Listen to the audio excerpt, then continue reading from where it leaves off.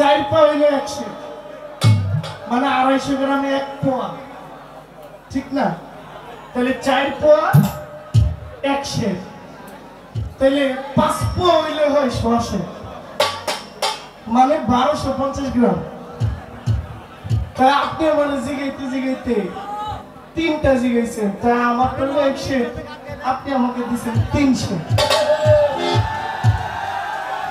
এটা আপনি অমানবিক করেছেন এটা মানসিকভাবে একজনকে টর্চার করছেন আচ্ছা ঠিক না বাবা আমি একটা করেছি আপনি একটাই করতে পারতেন আর নাইলে বেশি জিদ লাগলে 2টাই করতেন এর জন্য আপনার 3টা করতে হবে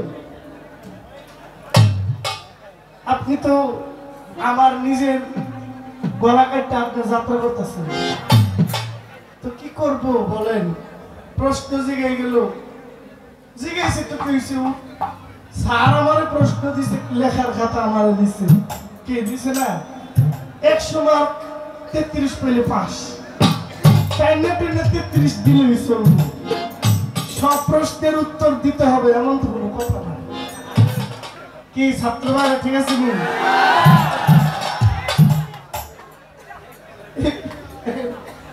এবার উত্তর না দিলেও বেজার হইতো একটা গান করি আমার ভাই বলছে খাজা বাবার একটা গান গাইতে হবে আমি এক প্রশ্ন করে মনে হয় নিজের বিপদ নিজেই ডাইকে আনছি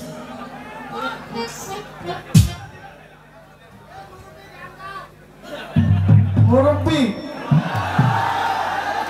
আমাকে কোন দিক থেকে মুরব্বী মনে হয় এটা কোনো কাম আমি তো আপনার ভাইয়ের বয়সে ছেলে ধরেন একটা গান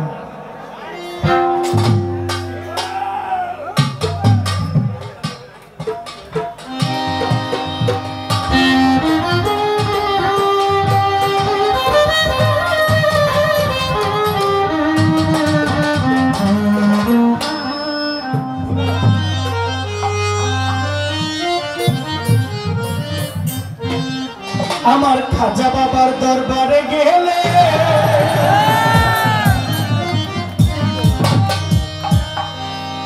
আমার খাজা বাবার দরবারে গেলে তো খাজায় খালি হাতে ফিরাবে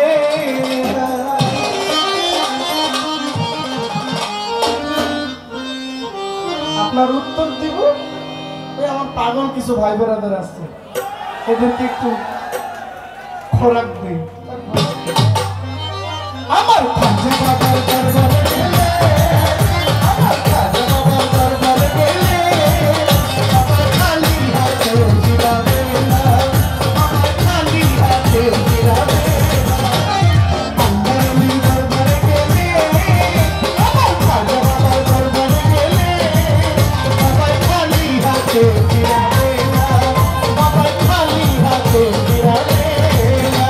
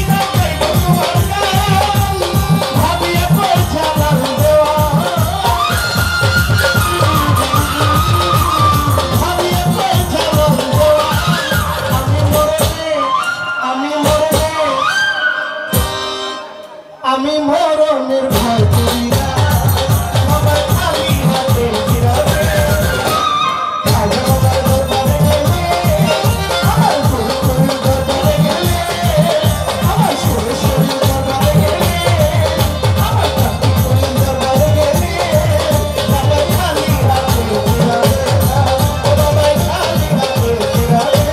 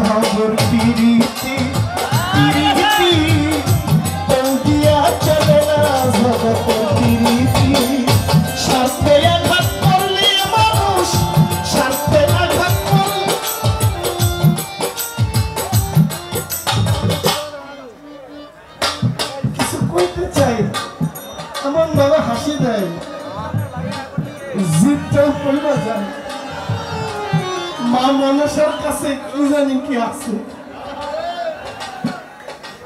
স্বার্থে আঘাত করলে মানুষ স্বার্থে আঘাত করলে মানুষ ভুইলা যায় প্রীতি তেল দিয়া চলে না যুগের প্রীতি প্রীতি তেল দিয়া চলে না যুগের প্রীতি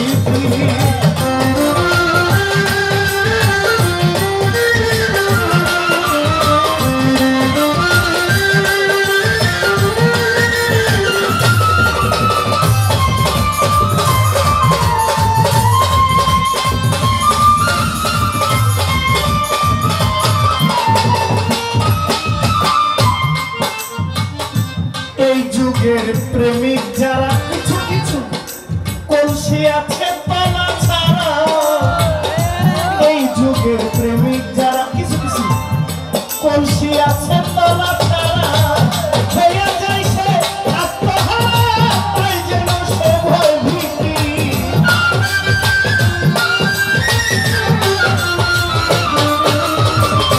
হয়ে যায় সে আত্মহারা তাই যেন সে ভয় ভীতি তেল দিয়া চলে না পাগলার প্রীতি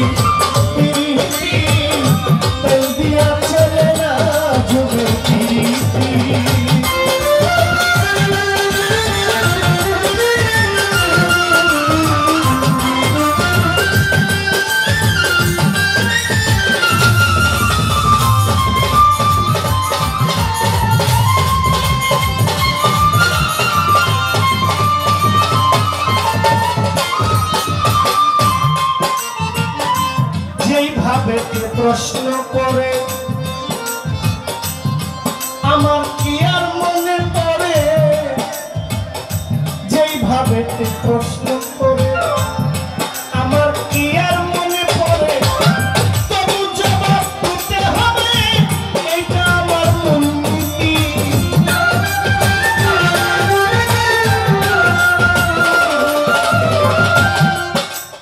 একটু কমায় বাজান, আপনাকে বাজ নাই আর গরম বেশি লাগে।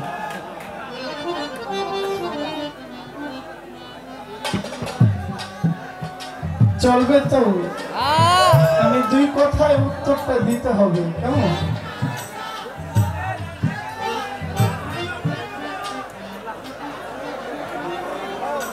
আমার যে প্রশ্ন করছে আমি এই প্রশ্ন জানি না। সমস্যা হইল কি, উনার সাথে একজন আছে সাগর নাম, ঢোল বাজায়, উনি ধর্মে সনাতন। আমার সাথে দুইজন আছে, একজন বাজায় প্যাট, একজন বাজায় করতাল। এখন আমি তো পেছে পড়ে গেছি, আরে বাবা মনসা আবার কারে খুন করছে কও? এরা দুইজনে আমার মিল্লা কইলো, বাবা মনসা কাউরে খুন করে না। মনসা হইল সাপ থেকে বাঁচানোর জন্য একজন মহিলা, সে ঋষির কাছে লালন পালন হয়ে বড় হয়েছে, ঋষির দায়িত্বে বড় হয়েছে, শিবের কন্যা। এখন তার কোলে যে বাচ্চাটা, এই বাচ্চাটা তার নিজের আপন স্বামী। কোলের যে সন্তানটা, তার হাত হইল 4টা। সে হইল দেবীদের মধ্যে অন্যতম দেবী। সনাতনী ভাই বোনেরা তাকে যথেষ্ট পূজা করে, কারণ সে মানুষকে, আমরা যে কবিরাজ বলি, ভারতের মধ্যে একটা জায়গা আছে কামরূপ কামাখ্যা, যেখানে তন্ত্র মন্ত্র এসবের খুব এগুলো বেশি হয় আর কি। আমাদের দেশে দেখবেন রাস্তাঘাটে একদল মানুষ আছে বিভিন্ন কোম্পানির ঔষধ বিক্রি করে, তারা মন্ত্র শিখে, তারা কবিরাজি শিখছে। যদি জিজ্ঞেস করি কোথায়, বড় কিছু ছবি বের করে বলে যে আমি কামরূপ কামাখ্যা থেকে শিখাইছি, বলে না। মানে ওখানে তন্ত্র মন্ত্রটাই বেশি চলে, ছোট বাজার না। কিন্তু আমার প্রশ্নে মূল থিম এটা কি ছিল আমি স্বীকার করি, বলি। বলে একটা আপনি গান গাইলেন কি, পুরা বোতল খাবি যদি মাসুল দে 16 আনা। আপনি গান গাইলেন একরকম, আবার এদিক দিয়ে প্রশ্ন করলেন মা মনসা। দেখেন আমার এই গানটার ভিতরে একটা বড় ফাঁক আপনি এটা ধরেন নাই, আমি বাইচে গেছি না ধরার কারণে। এটা কি, যে অত্যাধিক নেশার টানে একদিন দেখায় হনুমান। তো হনুমানটা সনাতন ধর্মের, সে রামের ভক্ত ছিল হনুমান।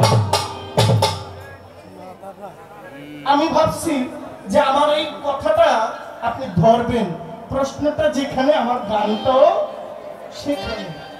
এখন ওই যে রাম ভক্ত হনুমানের কথাটা, এটা আপনার ব্রেইনে আমি পৌঁছাইতে পারিনি। আমি বলবো না যে আপনি বুঝেন নাই, আপনি যে বুঝেন না এটা আমি বুঝি, আপনি যে কি বুঝেন না এটা আমি জানি। হয়তো আমি আপনাকে এটা মাথায় দিতে পারি নাই যে রাম ভক্ত হনুমানের কথাটা কেন বললো। ঈশ্বরচন্দ্র বিদ্যাসাগর তিনি হিন্দু, তিনি হিন্দু হইলে কি হবে, তিনি তো বিদ্যার সাগর, তার থেকে আমার শিক্ষার আছে না। কবিগুরু রবি ঠাকুর তিনিও তো আমার শিক্ষাগুরু, তার কাছ থেকে আমি শিক্ষা পেয়েছি। জাতীয় কবি, বিদ্রোহী কবি কাজী নজরুল ইসলাম তিনিও কবি, তার কাছ থেকেও আমি বিদ্রোহ শিখেছি। বড় বীর, বড় উন্নত মনীষী,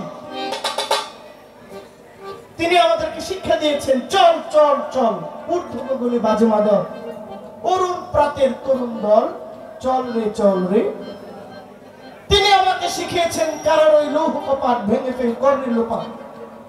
এটা কেন বলছি, কারণ মা মনসা এটা একটা নাম, মূলত হইল তিনি মানবের কল্যাণে কাজ করে কিনা।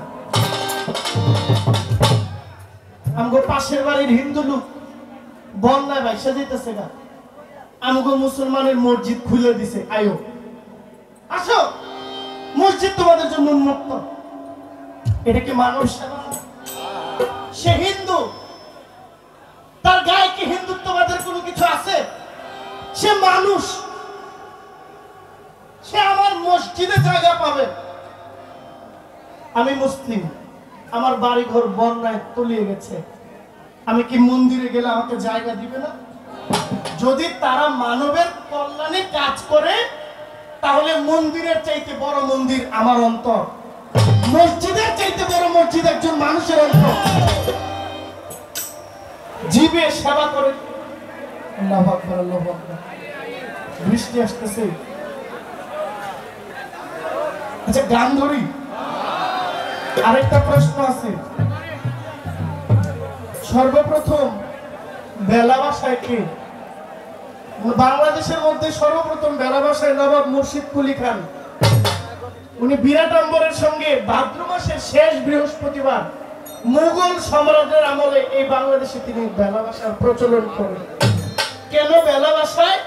পানিতে একজন কলি বাস করে, কেউ বলে খোয়াস খিজির, কেউ বলে হিন্দু ধর্মরাও খোয়াস খিজিরের মানে।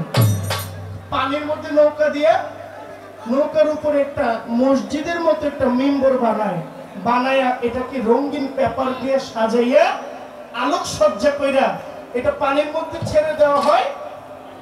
এবং কি পানির মধ্যে যত যান চলাচল আছে, নদীর উপরে যে যান চলাচল আছে, এই যানমাল হেফাজতের জন্য খোয়াস খিজিরের কাছে দয়া চায়, রহমত চায়।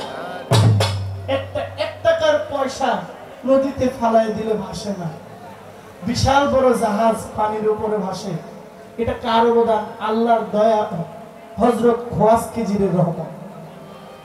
একটা 1 টাকা পয়সা উপরে দিলেও থাকে না, একটা বিমান 100, 200, 300 মানুষ নিয়ে ভাইসা যায়। এটা কার অবদান? এটা স্বয়ং আল্লাহর দয়া, এতে কোনো সন্দেহ নাই। বাংলাদেশে সর্বপ্রথম নবাব মোকাররম খান, তিনি কেপিসে নবাবী আমলে, মুঘল আমলে সর্বপ্রথম ঢাকার মধ্যে তিনি এই ভেলা ভাসানোর প্রচলন শুরু করেন বাংলাদেশে। আগে কে ভাসাইছে আমি বলতে পারি না। ঠিক আছে, অমাবস্যার সময় তো পূর্ণিমা গেছে, মহিলারা জায়গাতে গান ধরে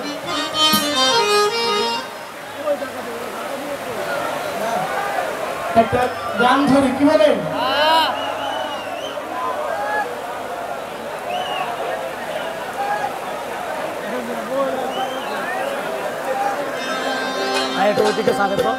আমার একজন পুলিশ ভাই আপনাদের সখীপুর থানায়, উনি নুরুল্লাহপুর সানাল বাবার ভক্ত, উনি এসছেন পুলিশ ভাই। এদিকে আমার গানে আমার ভাইজান দেলোয়ার ভাই 2000 টাকা দিয়েছেন, আমার আরেকজন ভাই দিয়েছেন, আর অনেকে দিয়েছেন। একজন থার্ড জেন্ডার, আমি কিভাবে বলি আমি জানি না, উনি আমাকে 1-1.5 টাকা উপহার দিয়েছেন। আপনাদের সবাইকে আসসালামু আলাইকুম।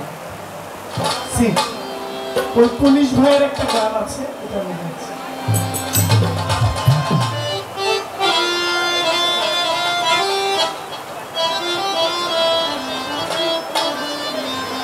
পশ্চিম দেশের পাখি রে,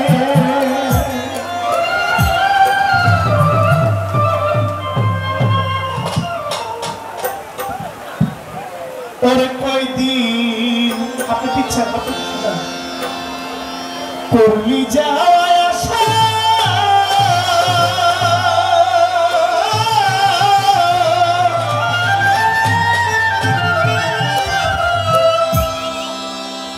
ছাইরা যদি যাইবি পাখি,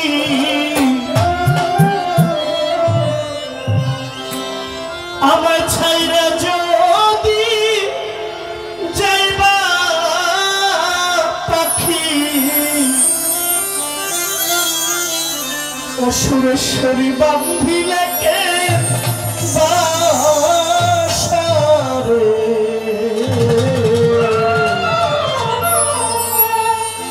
পশ্চিম দেশে পশ্চিম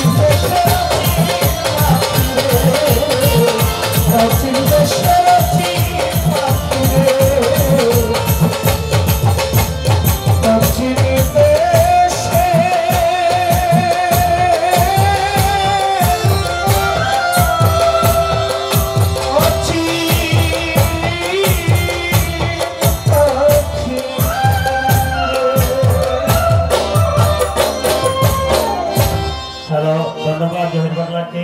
জহির পাগলার এই গানে সন্তুষ্ট হয়ে আলী আকবর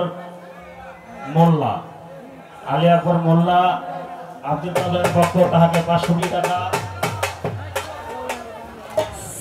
নাম করবেন না, নাম ছাড়া ভাই আরো 200 টাকা দিয়ে বকশিস করেছেন।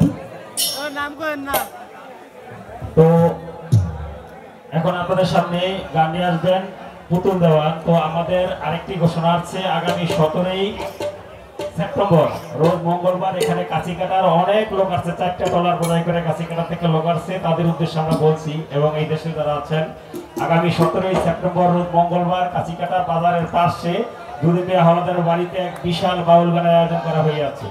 উক্ত বাউল গানে আমরা শিল্পী নাম ঘোষণা করব 10 তারিখে আমরা শিল্পীদের নাম ঘোষণা করব। আপনারা সকলে আমন্ত্রিত। আর 10 তারিখে যে শিল্পীদের নাম ঘোষণা করেনি, আমার কাছে এইমাত্র লিস্ট আছে, সেখানে গান পরিবেশন করবেন বাংলাদেশের উদীয়মান শিল্পী ফকির রিতা বনাম সাথী দেওয়ান। 10 তারিখে গান পরিবেশন করবেন। 11 তারিখে গান পরিবেশন করবেন পুতুল দেওয়ান বনাম পারভেজ দেওয়ান। এ পাশ থেকে অনেক পুরস্কার।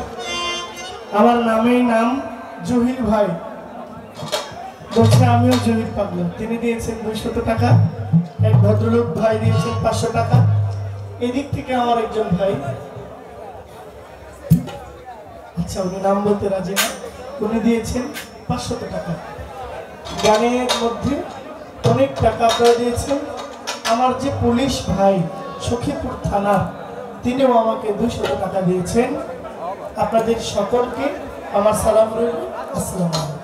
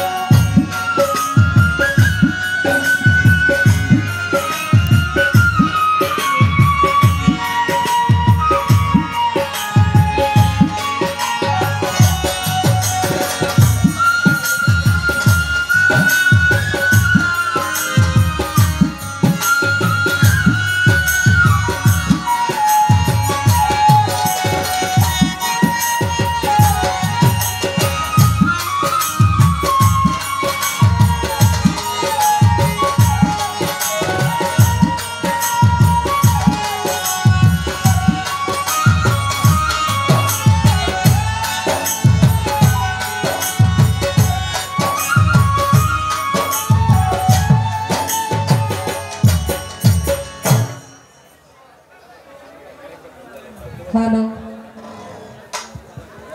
হ্যালো স্যার,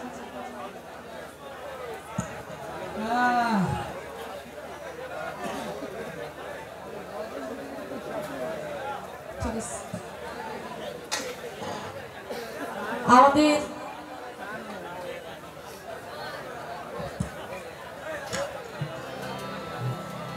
আজকে কর্তৃপক্ষ থেকে যেভাবে আদেশ করেছেন ওইভাবে আমরা 2টা মঞ্চ আমরা করার চেষ্টা করেছি। হয়তো এর ভিতরে অনেকে এই কাজে সন্তুষ্ট ছিলেন, আবার অনেকে সন্তুষ্ট ছিলেন না, কারণ বাউল গানে এখন কথা বেশি বলা এটা অনেকেই পছন্দ করে না। যত কথা কম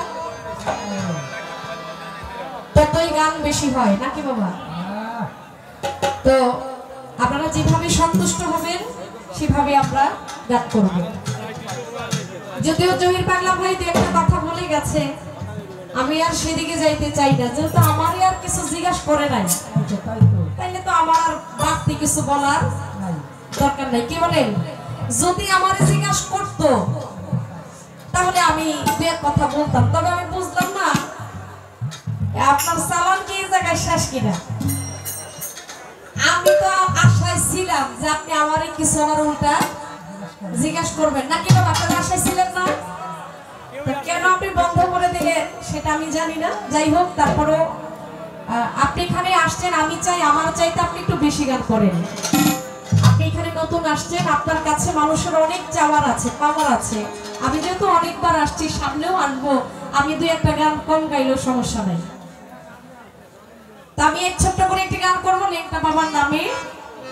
এই গানটার জন্য আমাদের মায়েদের পক্ষ থেকে আমার কাছে আদেশ ছিল, আমি চেষ্টা করবো লেংটা বাবার নামে এই গানটা করার জন্য। তারপর বিদেশিরে কেন মন দিলাম, দুইটা বেজে যাবে, দুইটা বাজলে আমি সে গানটা করবো। কিছু গান আছে সময়ের ভিতরে থেকে গানগুলো গাইতে হয়, সবসময় সব গান হয় না, একটু সময় দিবেন।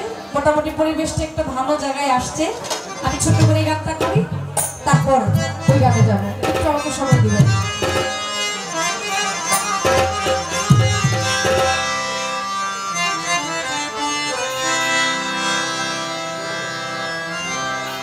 আমি এক নাচের পুতুল, ও লেংটা বাবা, আমি একা একা নাচি না, ও সুরেশ্বরী আমি একা একা নাচি না, যেমনি নাচাও তেমনি নাচি, ও তুমি যেমনি নাচাও তেমনি নাচি, না নাচিলো বাঁচি না। আমি এক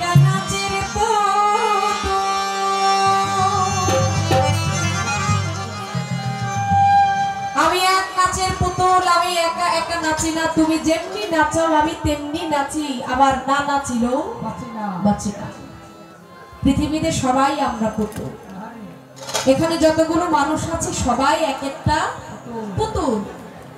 ওই মালিক আপনাকে আমাকে নাচাইতেছে, ঠিক তেমনি আপনি আমি নাচতেছি একা। আমার নিজের কিছু করার সাধ্য ক্ষমতা নাই। সেখান থেকে কবি বলেছেন, গানটা অনেক বোঝার মতো একটি গান, আমার মায়েদের পক্ষ থেকে আমি গানটা করি, তারপর বিচ্ছেদ যাবে। আমি একা নাচের পুতুল, আমি একা নাচের পুতুল, একা একা নাচি না, একা একা নাচি না, যেমনি নাচো তেমনি নাচি, যেমনি নাচাও তেমনি নাচি, যেমনি নাচাও তেমনি নাচি, না নাচিলো বাঁচি না। আমি একা নাচের পুতুল, আমি একা নাচের পুতুল, আমরা সবাই নাচের পুতুল।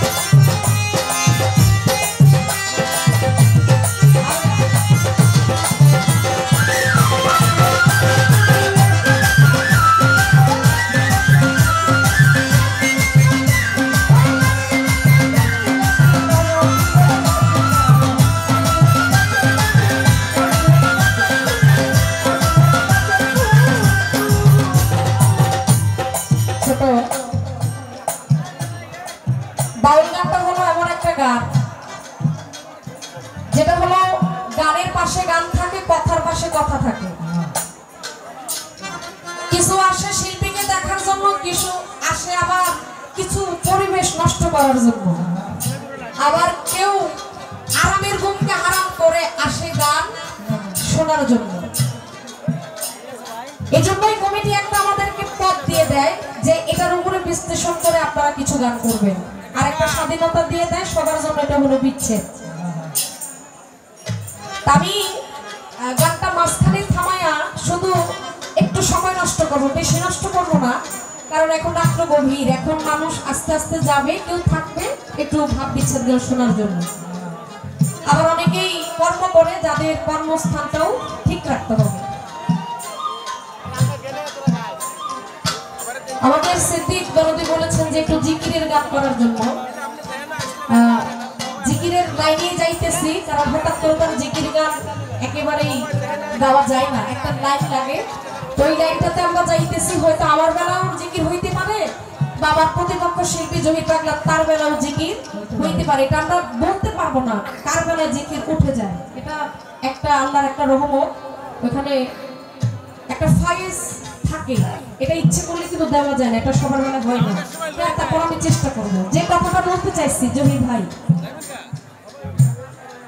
বিগত অনেক বছর আপনি আমার সাথে গান করেন, আমিও আপনার সাথে গান করি, আপনিও আমার সম্পর্কে জানেন, আমিও আপনার সম্পর্কে বেশার কম জানি।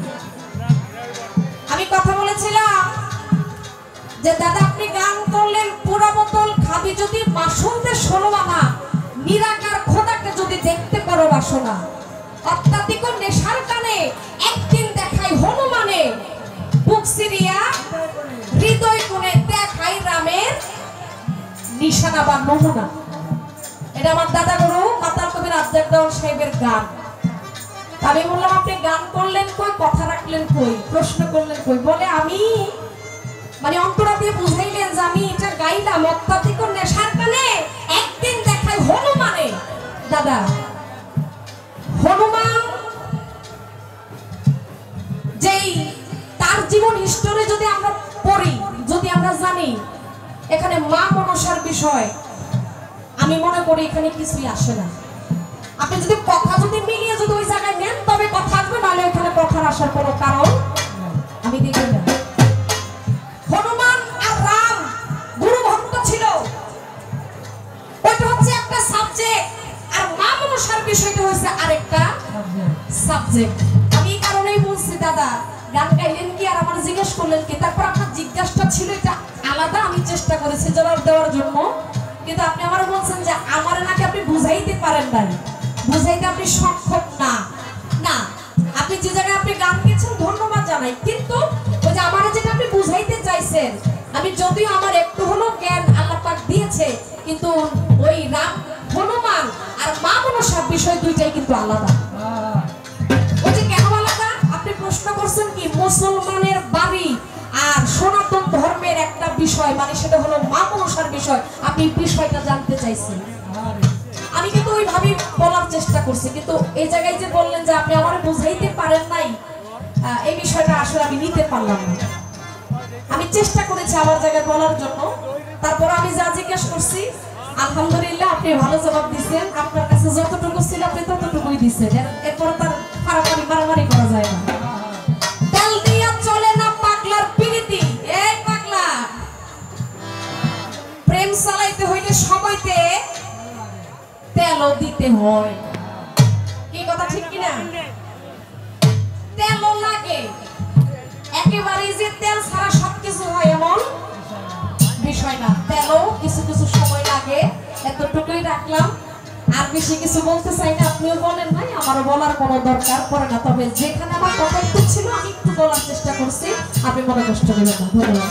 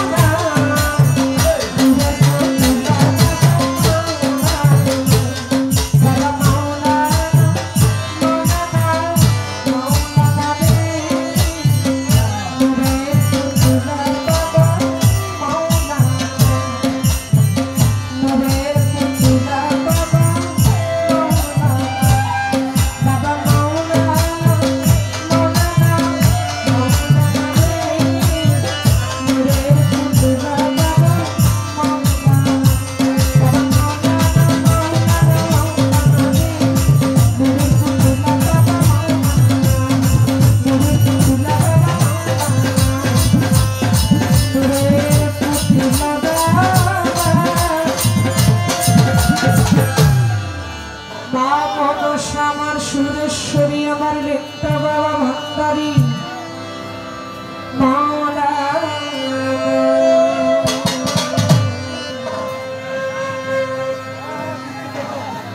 আমাদের দরবার থেকে বলা হয়েছিল যে 4টার দিকে ভেলা ভাসানো হবে। আর আপনারা জানেন